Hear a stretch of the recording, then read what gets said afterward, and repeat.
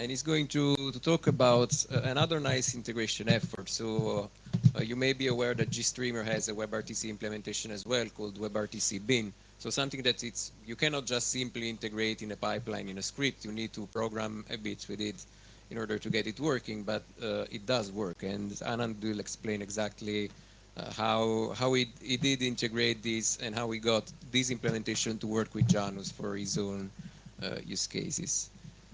So, Just help me with this. where is it? It's somewhere here. Yeah, this one. No, the other one. Oh, sorry.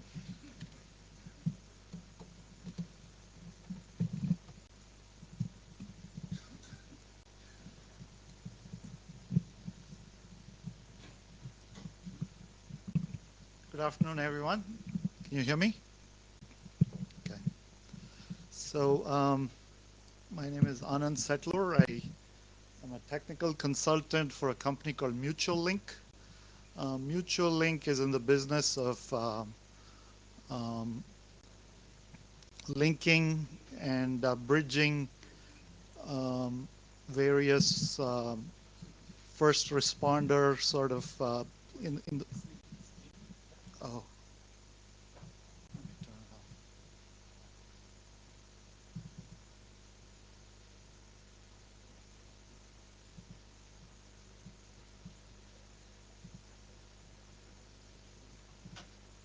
Yeah. So, is it better now?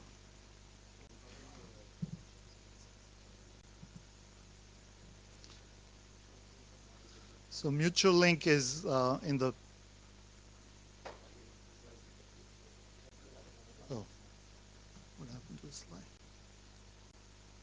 Just plug it back in maybe? Yes.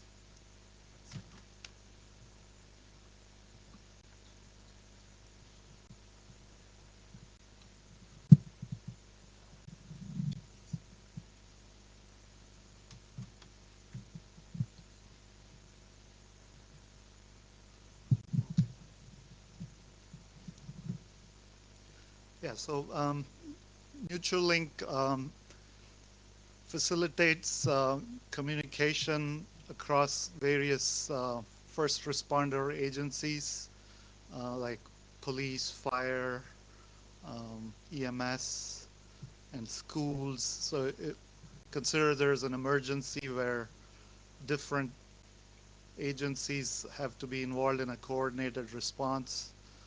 In the normal sunny day world, each agency wants to own their own equipment, and when there is a crisis, then disparate LMR radios and other things need to be brought into an incident, and audio and video media needs to be shared in a secure manner. So that's Mutual Link's thing. They're headquartered in Connecticut and deployed in over 1,000 agencies, malls, schools, ports, DHS, and things like that. So, um, so I am in their innovation team, and I'm trying to look to see how we can modernize some of the solutions. And so we have a new system where we can push to talk in a browser and talk to somebody in on an LMR radio and vice versa. So it's kind of an interesting public safety sort of use case. So my talk today is on GStreamer, and about um, a year and a half ago, there was a new implementation of WebRTC within GStreamer. So this talk today is going to document um, my journey with learning GStreamer and WebRTC, bin specifically in that. Just out of curiosity, how many people in the audience have used GStreamer? Okay, sizable number. How about the WebRTC bin specific element? Okay, much smaller number. To be frank and honest with you, there are two popular Swiss Army knife tools, FFmpeg and GStreamer. I was much more comfortable with FFmpeg than GStreamer, and I kind of avoided GStreamer for the longest time because it had a quirkier syntax and a lot more dependencies. And like in the case of FFmpeg, you could compile it into one static binary and plop it in and it would work. GStreamer has a much more involved compilation step, and it has various plugins, good, bad, and ugly, and things like that. So there was just, I kind of stayed away from GStreamer for the longest time. But then when I saw this WebRTC bin implementation, I said I need to kind of roll up my sleeves and look into it once. So like Giacomo, I have tried to put a lot of detail in some of these slides, and I don't expect all of those slides to be read by you now, but I'll make these available to Lorenzo and someone watching the presentation offline. They, the reason I put all this detail was I didn't want you to suffer through all the Stack Overflow searches and all that I had to do to get to where. So it would. The hope is you can recreate the results sooner than with some of this information. Okay, so this, like I said, this blog post by a guy called Nirbhik Chauhan from India was published in Feb 2018. I only looked at it towards the end of last year, and he basically documented this new GStreamer WebRTC element, and it was sponsored by a company called Centricular, who Nirbhik works for, and Centricular basically used the Ericsson Open WebRTC implementation of and made it their own, and kind of use that as the foundation and basis for the WebRTC implementation in GStreamer. Most of us, when we think about WebRTC, kind of, or at least I do, think of the browser as the primary end client.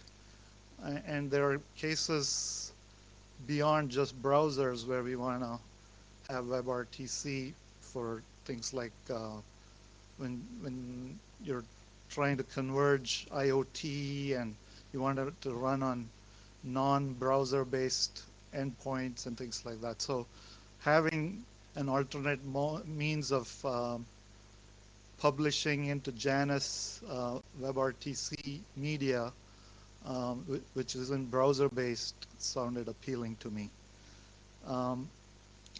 So I took a look at this blog, and the blog, it's hard to read this stuff, but the gist is it uses standard GStreamer sort of pipeline syntax, and on the WebRTC side it uses standard offer answer ICE negotiation protocol. So it's not that there's nothing new. So it kind of flows right into the existing GStreamer paradigm and WebRTC paradigm quite nicely, as the blog kind of talks. So I just put a few screenshots of that just so all the material is in one place. So basically, when a WebRTC bin element is instantiated, a bunch of callback functions are set up to, like, on offer, send this as the offer. So the offer is based on whatever RTP stream is being published into the GStreamer pipeline, and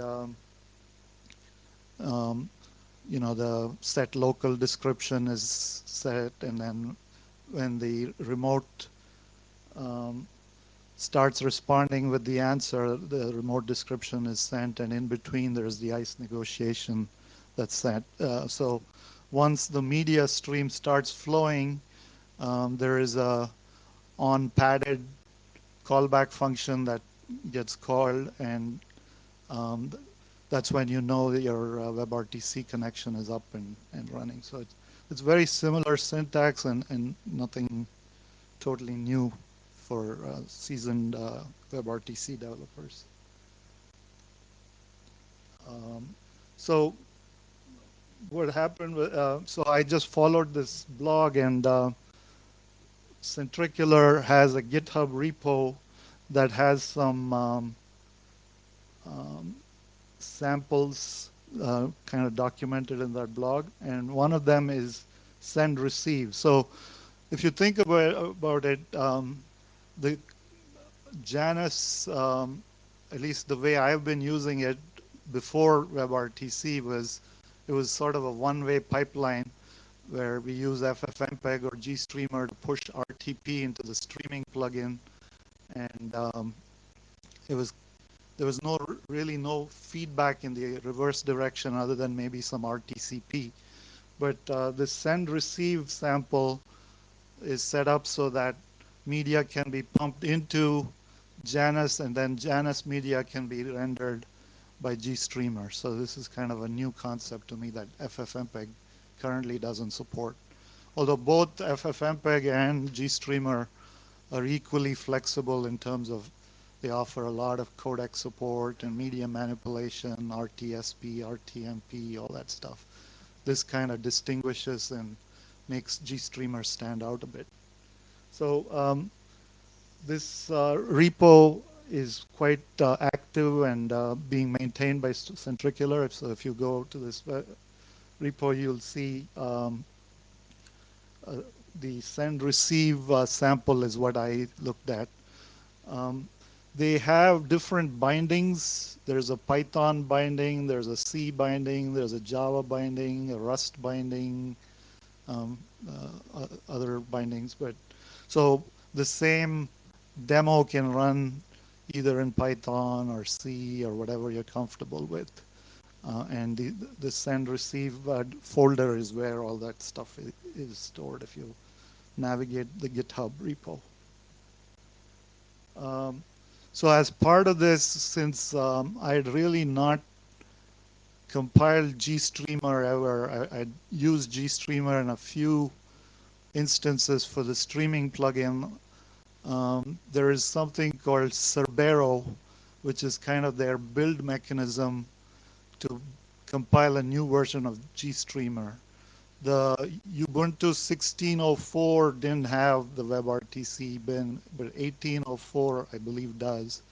And so GStreamer only added WebRTC bin in 14.2, and right now I think 18.04 Ubuntu and CentOS have some flavor of 14.4, and it's the 16.0 version of GStreamer is more complete, and it's still evolving. I don't think it's fully settled, but most of the things, I was talking to another person from PASCOM who'll be talking a little later, things are settling down and reasonably stable once you perfect your pipeline.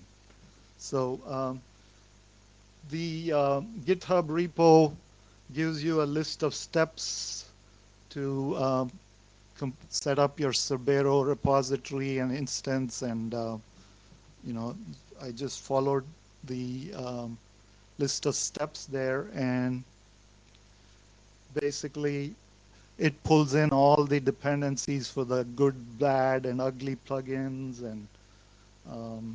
and sets up the whole thing for you. So even if you are on a older Ubuntu release or whatever, you can still compile the bleeding edge GStreamer by just following this set of recipes, and at the end it pulls all the relevant dependencies and ultimately provides you a nice compiled set of binaries. So the way to look to see if GStreamer is supported or not is by using GST inspect 1.0, which is and looking for all the relevant plugins. And the ones that you want to look for is, of course, WebRTC, and then Um, it uses libnice for the ICE negotiation and SRTP for the media encryption and DTLS. So as long as all of those are there, then the version of GStreamer that you compiled or inherited should work for all the send receive samples that are on the Centricular GST WebRTC demos page. So after I compiled it, this guy Nirbik Chauhan, he has a test page. If you go to webrtc.nirbik.in, and you're offered a peer ID once you, so there, he's built some kind of a WebSocket signaling mechanism. So you get a peer ID that you have to connect to your GStreamer sample to do the two-way communication between your GStreamer and the browser. And kind of a light bulb went off when it worked. Till that point, I had not really realized the ramifications of. I now have a headless client running on a Raspberry Pi that is sending some simulated video, a bouncing ball, and it's being rendered in the browser.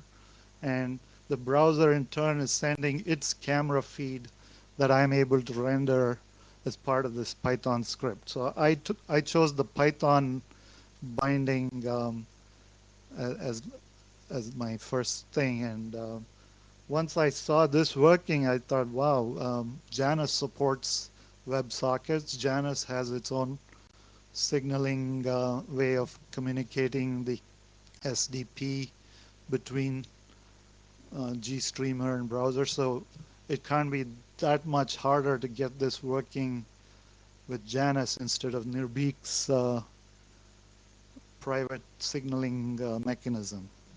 So I started doing some oh yeah, before I did that, I was just trying to understand the sample that Nirbik had, and it was a pretty straightforward set of the pipeline was reasonably straightforward. So that's when I embarked on trying to get it to work with Janus.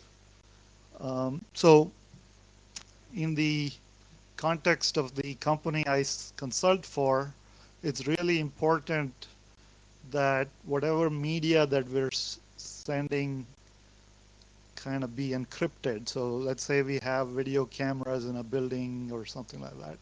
Normally law enforcement, let's say it's a school, law enforcement doesn't have access to those cameras when there is no emergency. But let's say some sort of panic situation happens, then cameras from the building can be securely streamed to a shared incident. And so we have to make sure that the media is encrypted and everything. So before GStreamer WebRTC bin, we were using the streaming plugin and encrypting the media using the SDS SRTP add-on that Lorenzo added a couple of years ago. And I call the streaming plugin a second-class citizen. It's an effective second-class citizen. You're still able to send RTP media to Janus, and then once it's published in the streaming plugin as a mount point, any number of clients who are subscribed can view the feed as long as you agree on a the pusher, in this case either FFmpeg or GStreamer, that's populating the mount point, encrypts the media using a key and salt that the mount point knows about and is able to decrypt and make available to the viewers. So the reason I call it a slow link is there is no proper feedback mechanism. It's kind of a one-way push, and we were using a camera, um, Logitech C920. Has anyone here used it? It's like a $50 camera with really good quality video, and all the encryption and the encoding is done right in the camera as a nice H.264 stream. So the idea is to not have to re-encode the H.264 stream and just send it to the streaming plugin.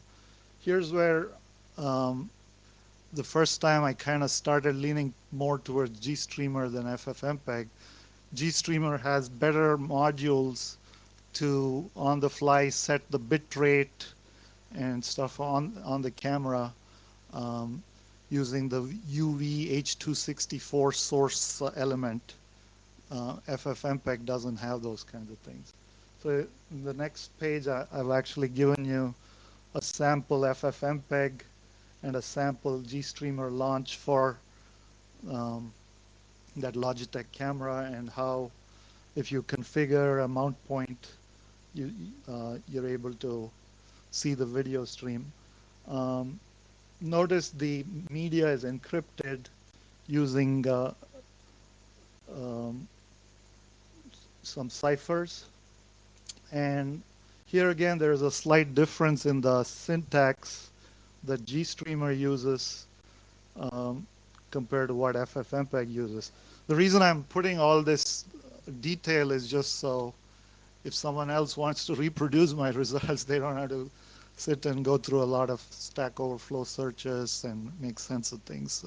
That's why I'm just putting it all in one central place. So the GStreamer uses a hex 16 encoding, and FFmpeg and Janus use base 64 to specify the master key. And here's a little page and there's a tool to take you back and forth. So if you have something in ASCII, you can go to hex or base 64 so that you know exactly. If you're using a combination of GStreamer and Janus, you need to know what the GStreamer key is and what the equivalent Janus key is so that you can go back and forth. So I just put up a reference from the Currento documentation that clarifies things there. So the same camera, the end goal of trying to use WebRTC bin and GStreamer to populate Janus in my mind was to populate a video room, which is kind of what I call a first-class citizen, in that I can get events back, and whether it's a slow link, and I can do RTP forwarding and scale it and involve other services, which I couldn't do with the standard streaming plugin unless I go and modify it and hack it. The standard video room plugin has a lot more to offer than the standard streaming plugin. That's why I call it a first-class citizen. And you don't need to specify some pre-shared key. The SDES SRTP was kind of a nice add-on that Lorenzo and team added, but here you kind of get all that as part of the WebRTC stack, the whole NAT negotiation, ICE, and DTLS encryption. Everything is best of breed. So if you were given a choice, it's better to publish into a video room than a streaming plugin, at least in my opinion. And then once it's published in one place, it can flow into other tributaries, either via multicast or whatever, however you want to scale. Once we have a successful upload into Janus, then the downstream is easier to manage and handle. So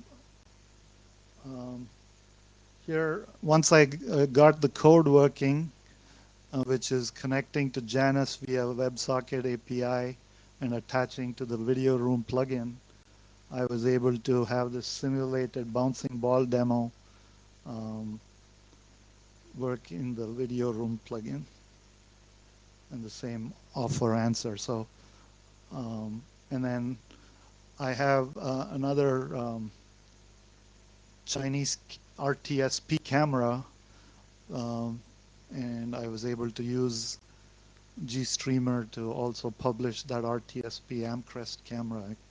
I'll show you a slide of what that camera looks like also as part of the plugin. And this is the actual pipeline for that Amcrest camera. So the important thing is we should try to avoid transcoding as much as possible, and that's possible to do. And basically, with no modifications to the video room source code, we now are able to publish RTSP cameras and other video assets right into the video room, and not just browser-based stuff. That's the main message. Oh, Lorenzo mentioned I met him at in Chicago, and he had a sample also where he was actually using the echo test Janus plugin, where he was sending media to Janus and Janus relays it back to you to render. So it's easier to test because you just need to, you don't need a second client on the other side. Kind of Janus loops it around and sends it back to you. So that sample kind of more or less worked. I still have a couple of issues that I wanted to talk to, but the message is the C. So Lorenzo used the C binding, whereas I used the Python binding. The C binding works out of the box either in CentOS or Ubuntu 1804 with GStreamer 14.4 with audio and video. I could hear some simulated noise that was part of that bouncing ball demo when I tried Lorenzo's code. For the Python code, it turns out the standard distributions, they don't enable introspection for the GStreamer bad plugin. So I had to enable that. So that's a very important. And when I asked the GST WebRTC demo guys, they said you need to go talk to the maintainer of those distributions to have introspection enabled. So for the moment, if you need to use the Python binding, you have to compile your own Cerbero-based recipe. But the good news by doing that is you get the bleeding edge and the latest set of GStreamer changes if you do that. One more big caveat is the current GStreamer interface only supports full trickle. So Janus sends some of the candidates as part of the SDP, and GStreamer doesn't know how to parse that. But luckily, there's an option within Janus to say, don't send any candidates as part of the SDP. Send all your candidates, even if you know them all ahead of time, as trickle, and then that works. So those are two big gotchas, and they apply to even the C-based plugin. You have to make sure you set the trickle to full trickle to true. I also kind of borrowed some code from somebody who had attempted to interface with Janus, and I republished it with my changes onto a gist thing, and somebody from the Centricular team, I think, approached me and asked me if I can make my code changes available, and I said, as long as the person I borrowed the code from is okay with it, I'm okay with it. So it might, that integration with Janus might actually materialize. So do I have a little bit of time for a quick demo? You're a bit ahead of time. If it's really, really quick, then maybe we can do that. Okay, really quick.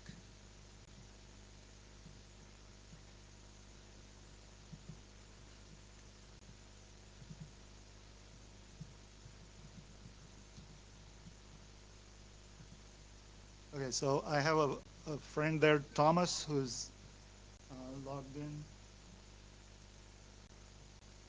he's in the video room. And I'm going to publish two video sources here.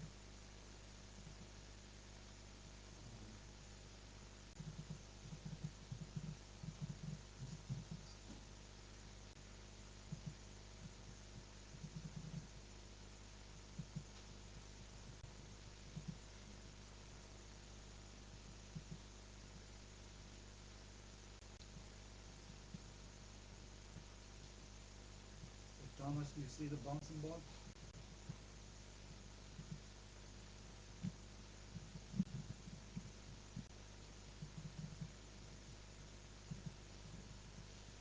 In the meanwhile, do you have any questions for Anand? I think we have just time for one question because we are also already a bit out of time.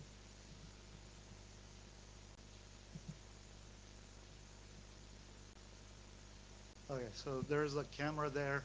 So we're publishing two new streams into the video room that are not coming from browsers. And like I said, I've put a lot of material in the slides, and I'll make it available to Lorenzo if anyone wants to reproduce my results. So any questions for Anand? Or then really cool demo, really interesting presentation. Let's give Anand a quick round of applause. And before we stop for the coffee break, I just wanted to show you something real quick, just a second.